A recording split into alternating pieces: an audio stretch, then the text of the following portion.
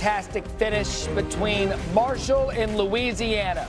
Carlos Del Rio Wilson to DeMarcus Lacey for 27 yards. Marshall goes up 41-34. Great throw, great catch. Louisiana, next drive, 23 seconds to go. Lunch, Winfield to Dale Martin. 41 all. We're headed to overtime. I absolutely love this route. I love the throw. Excellent game right there by Louisiana. In double OT, Winfield.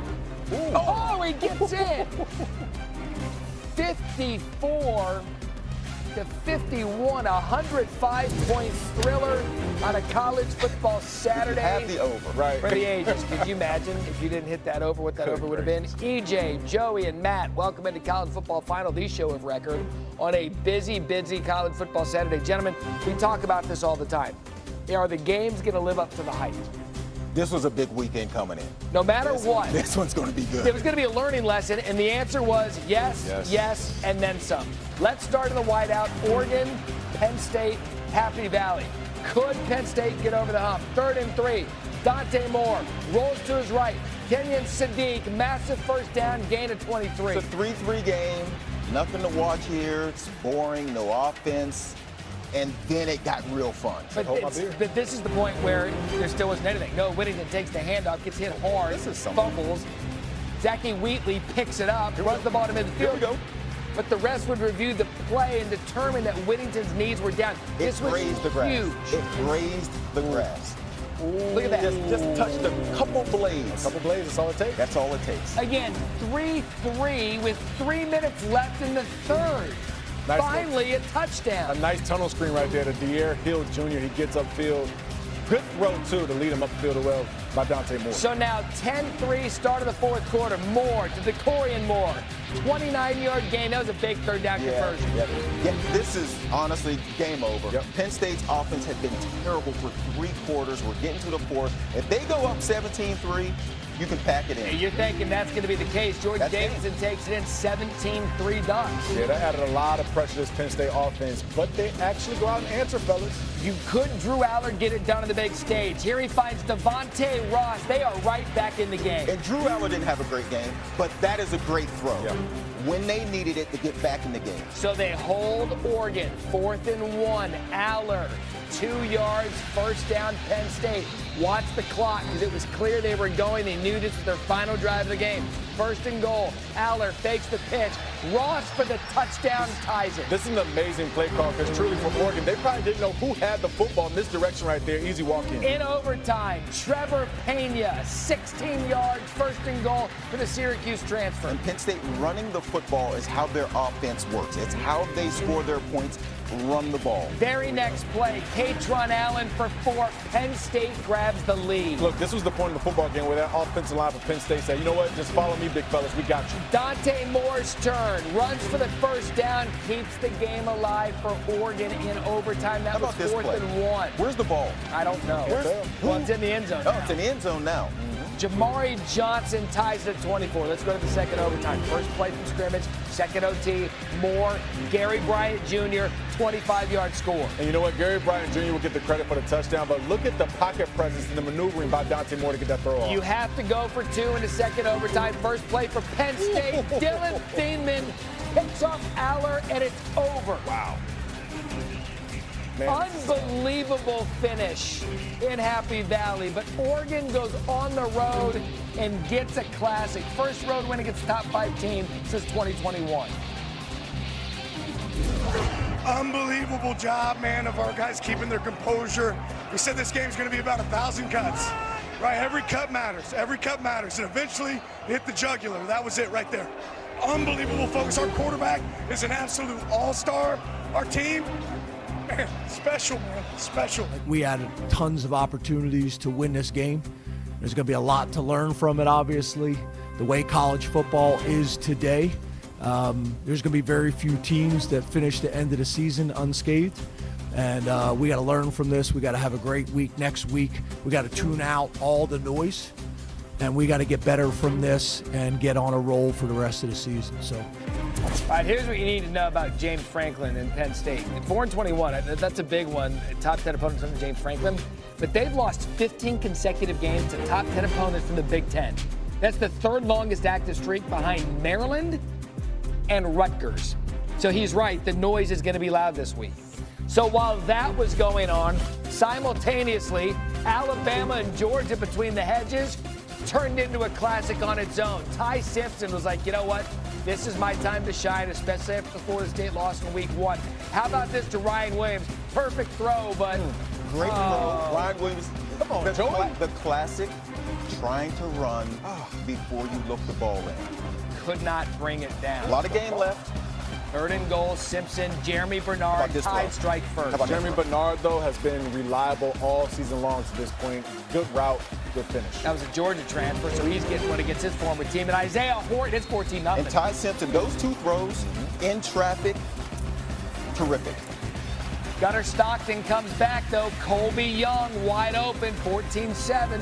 I mean, wide open, a ton of air in that football. Wasn't sure what was going to happen, but good catch by Young. But you knew Georgia was going to fight back here. Chauncey Bowen's huge run, 43 yards. And this is now looking like it might be Georgia's momentum. It's their game. They're back in it, and they're moving the football on the ground. Toss left, Bowen, 17-14. And we said it before the game, the trenches up front for the offensive line, paving the way right there. Walk in for Bowen. Play of the game, Simpson to Caden Proctor.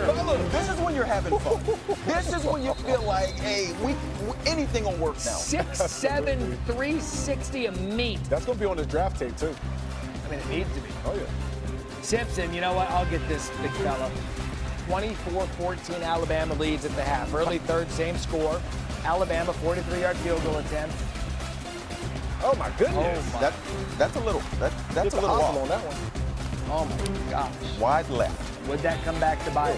Dylan Bell the handoff, fakes it to Zachariah Branch. Bell turns on the Jets. Gain of 43. It's a big gain of 43, but excellent job by the safety right there, running them down, at least making Georgia earn it here. Later in the drive, how about this by Alabama? And the second effort, though, by Josh McCray. Georgia now within 3. The second half of this football game was a physical. Who's the toughest team at the end? Alabama 8, 4th and 1, down 3. They elect to not kick the field goal and tie it. Yeah, it's tough because in this portion of the game, you expect your offensive line to get you a yard. But technically, you kick that field goal, you tie the game up, put more pressure on Alabama's offense. There were no more points scored in the game after that decision.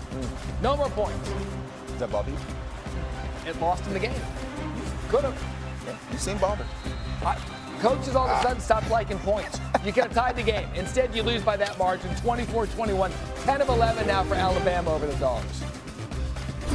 You knew, Coach, this was going to be a fist fight throughout.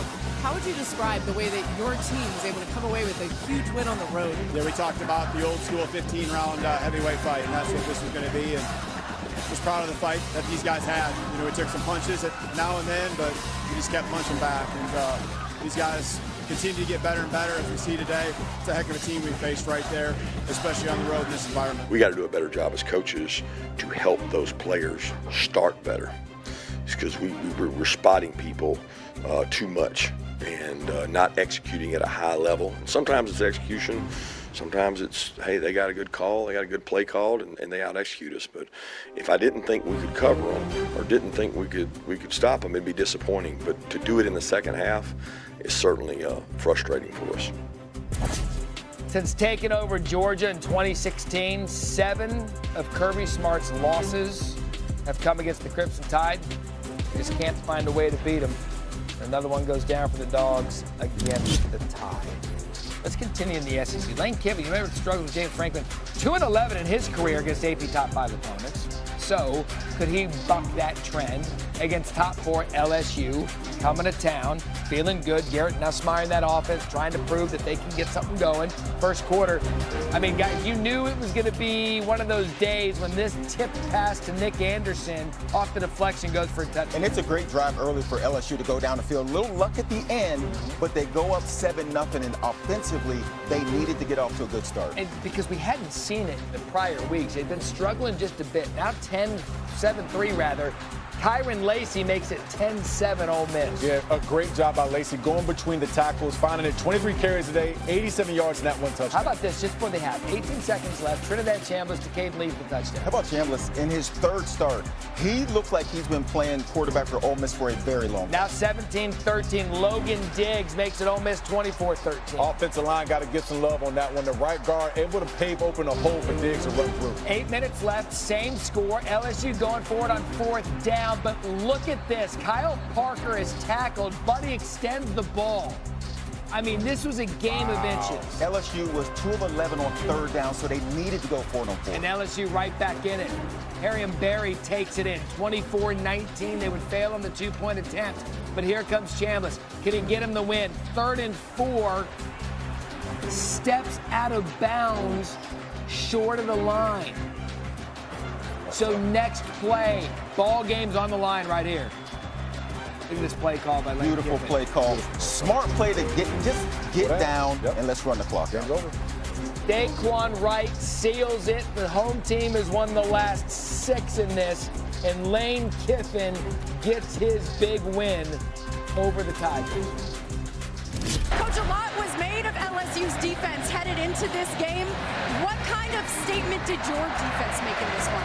Well, LSU has a great team. They have great players. That's one of the best rosters in America. And it was a tough game, like these games always are. Luckily, we've been able to win the last 3 at home. But we didn't play complementary football, which you have to do in this league. You have to be able to complement your offense and defense. And we were out of sync with that. You know, when our offense started to move the ball a little bit, our defense couldn't make a stop. In the first half, we couldn't do anything offensively. We settled for a field goal, or in one instance, we throw a pick down there. We just couldn't get this whole group playing together with the same effectiveness that you need to win games like this.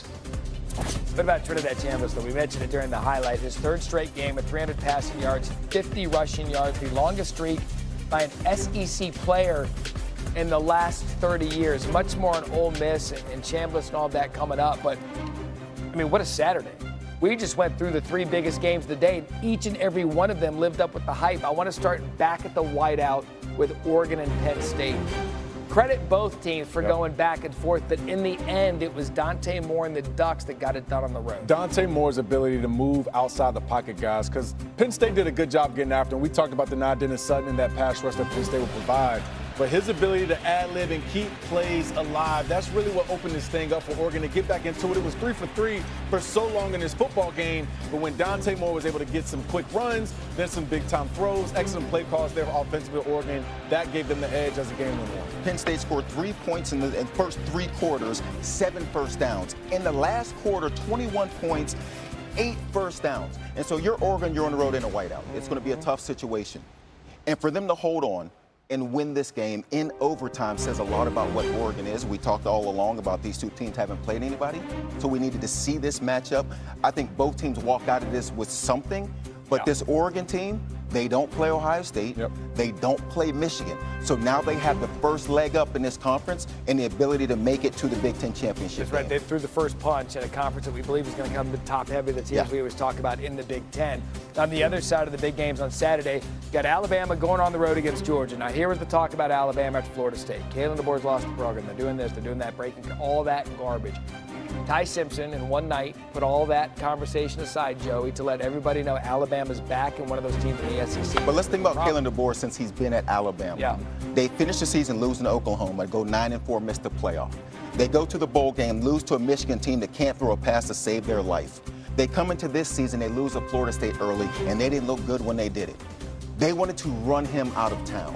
To think a few weeks later that this team could come and play a Georgia team and look like they did, especially in that first half. They had 260 yards in the first half, 135 in the second half to hold on, 24 points in the first, nothing in the second to get a win.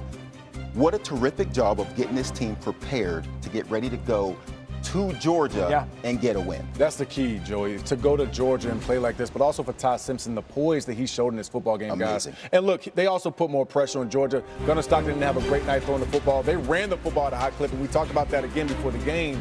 But Ty Simpson, man, he grew up tonight. You saw him run the football. You saw him have complete control within this offense, finding Jeremy Bernard, finding Ryan Williams. Even though he dropped that pass early on, man, this guy has a chance to be one of the better quarterbacks in the SEC. He's still really young. He considers, what, 5th or 4th start in his career. Yeah. He's playing excellent football at this point. Listen, you're not going to be judged at Alabama what you do against Florida State. You're going to be judged at Alabama what you do in the SEC, namely against Georgia as you go through this season.